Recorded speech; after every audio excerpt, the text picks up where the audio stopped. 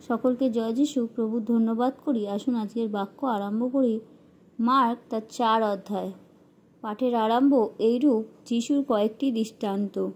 পরে তিনি আবার সমুদ্রের তীরে উপদেশ দিতে লাগিলেন। তাহাতে তাহার নিকটে এত অধিক লোক একত্র হইল যে তিনি একখানি নৌকায় উঠিয়া সমুদ্রে বসিলেন এবং সমাগত লোক সকল সমুদ্রের তীরের স্তরে থাকিল। তখন তিনি দৃষ্টান্ত দ্বারা তাহাদিগকে অনেক উপদেশ দিতে লাগিলেন। উপদেশের মধ্যে তিনি তাহাদিগকে বলিলেন, শোনো, দেখো, বীজ বাপক বীজ বপন করিতে গেল।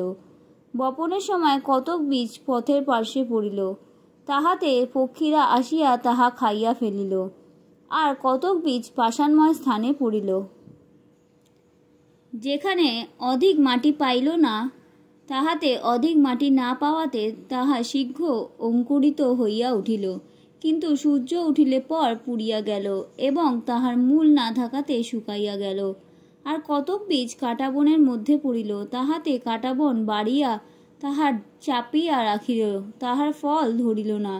আর কতক বীজ উত্তম ভূমিতে পড়িল, তাহা অঙ্কুরিত হইয়া ও বাড়িয়া উঠিয়া ফল দিল। কতক 30 গুণ, কতক 60 গুণ ও কতক 100 গুণ ফল দিল। পরে তিনি কহিলেন, যাহার শুনিবার কান থাকে সে শুনুক। যখন তিনি নির্জনে ছিলেন, তাহার সঙ্গীরা সেই 12 জনের সহিত তাহাকে দৃষ্টান্ত কয়টির বিষয়ে জিজ্ঞাসা করিলেন। তিনি তাহাদিগকে কহিলেন, ঈশ্বরের রাজ্যের নিগূঢ় তত্ত্ব তোমাদিগকে দত্ত হইয়াছে, কিন্তু ওই বাহিরের লোকদের নিকটে সকলই দৃষ্টান্ত দ্বারা বলা হইয়া থাকে, যেন তাহারা দেখিয়া দেখে কিন্তু টের না পায়, এবং শুনিয়া শোনে কিন্তু না বুঝে, পাছে তাহারা ফিরিয়া আসে ও তাহাদিগকে ক্ষমা করা যায়। পরে তিনি তাহাদিগকে কহিলেন, এই দৃষ্টান্ত কি বুঝিতে পারো না? তবে কেমন করিয়া সকল দৃষ্টান্ত বুঝিতে পারিবে? সেই বীজ বাপক বাক্য বীজ বুনে পথের পার্শ্বে তাহারা এমন লোক যাহাদের মধ্যে বাক্য বীজ বুন যায়। আর যখন তাহারা শুনে, তৎক্ষণাৎ শয়তান আসিয়া তাহাদের মধ্যে যাহা বপন করা হইয়াছিল সেই বাক্য হরণ করিয়া লইয়া যায়।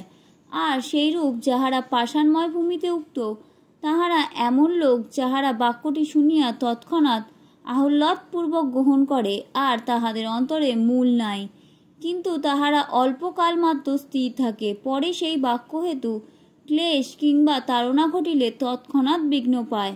আর অন্য যাহারা কাঁটাবনের মধ্যে উক্ত, তাহারা এমন লোক যাহারা বাক্যটি শুনিয়াছে, কিন্তু সংসারের চিন্তা ও ধনের মায়া ও অন্যান্য বিষয়ের অভিলাষ ভিতরে গিয়া ওই বাক্য চাপিয়া রাখে, তাহাতে তাহা ফলহীন হয়।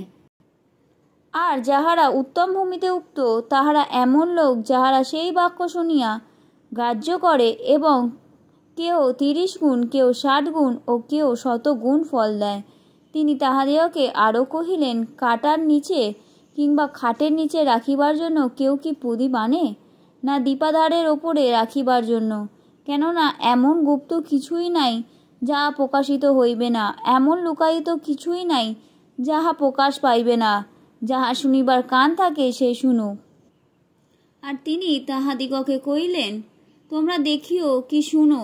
তোমরা যে পরিমাণে পরিমাণ করো, সেই পরিমাণে তোমাদেরও নিমিত্ত পরিমাণ করা যাইবে, এবং তোমাদিগকে আরও দেওয়া যাইবে। কারণ যাহার আছে তাহাকে আরও দেওয়া যাইবে, আর যাহার নাই, তাহার যাহা আছে তাহাও তাহার নিকট হইতে লইয়া যাইবে। তিনি আরও কহিলেন, ঈশ্বরের রাজ্য এইরূপ, কোনো ব্যক্তি যেন ভূমিতে বীজ বুনে, পরে রাত দিন নিদ্রা যায় ও ওঠে, ইতিমধ্যে ওই বীজ অঙ্কুরিত হইয়া বাইরা ওঠে, কিরূপে তাহা সে জানে না। ভূমি আপনা আপনি ফল উৎপন্ন করে, প্রথমে অঙ্কুর, পরে শীষ, তাহার পরে শীষের মধ্যে পূর্ণ শস্য, কিন্তু ফল পাকিলে সে তৎক্ষণাৎ কাস্তে লাগায়, কেননা শস্য কাটিবার সময় উপস্থিত। আর তিনি কহিলেন, আমরা কিসের সহিত ঈশ্বরের রাজ্যের তুলনা করিব? কোন দৃষ্টান্ত দ্বারাই বা তাহা ব্যক্ত করিব? তাহা একটি সরিষা দানার তুল্য।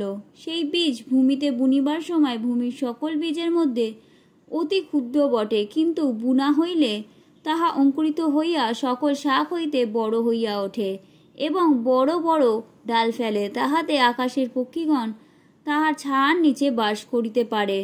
এই প্রকার অনেকগুলি দৃষ্টান্ত দ্বারা তিনি তাহাদের শুনিবার ক্ষমতা অনুসারে তাহাদের কাছে বাক্য প্রচার করিতেন, আর দৃষ্টান্ত ব্যতিরেকে তাহাদিগকে কিছুই বলিতেন না। পরে বিরলে আপন শিষ্যদিগকে সমস্ত বুঝাইয়া দিতেন।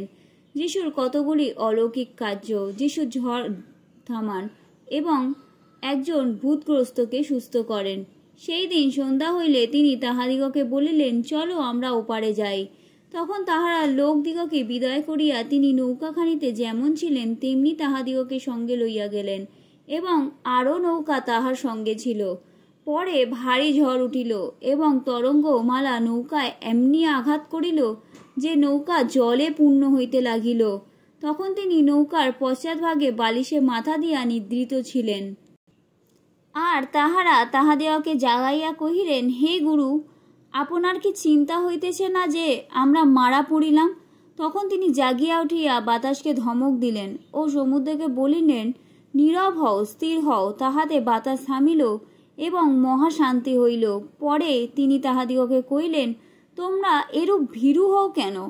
এ কেমন তোমাদের বিশ্বাস নাই? তাহাতে তাহারা অতিশয় ভীত হইয়া পরস্পর কহিতে লাগলেন, ইনি তবে কে যে বায়ু এবং সমুদ্র ইহার আজ্ঞা মানে? আমেন।